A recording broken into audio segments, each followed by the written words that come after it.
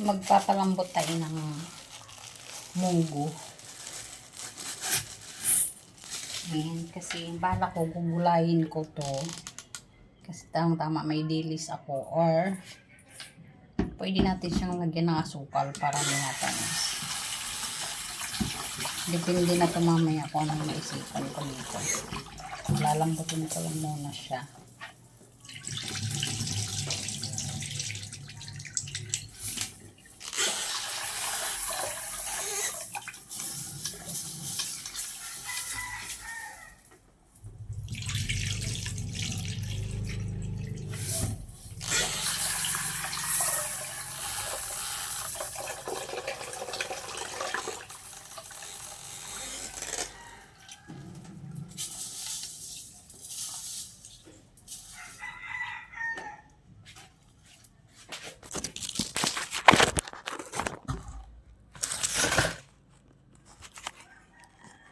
Ay, kabayo ang malaki.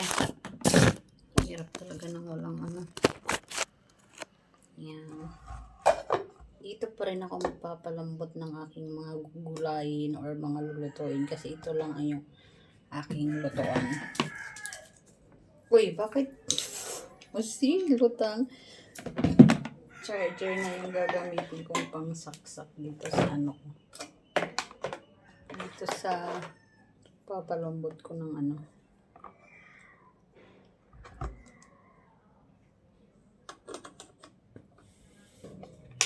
Para lakasin natin. Dalawa kasi yung pindutan niya, guys.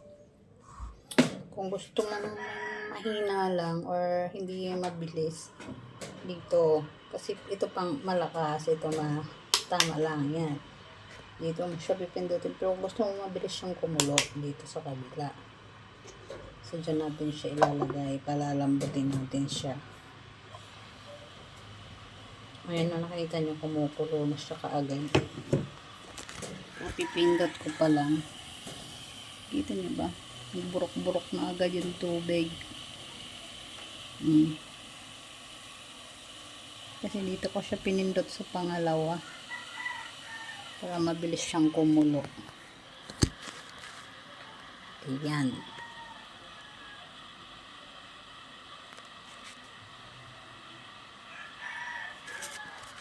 Lagay natin siya dyan. Tatakpan muna natin. Ah! Gabay ka mag... Diba natumba pa? Ano ba yan? Ayan. Diyan siya. Antayin natin siyang lumambot. Excuse me. Antayin natin lumambot. Mamaya natin gigisahin. Papakita ko sa inyo.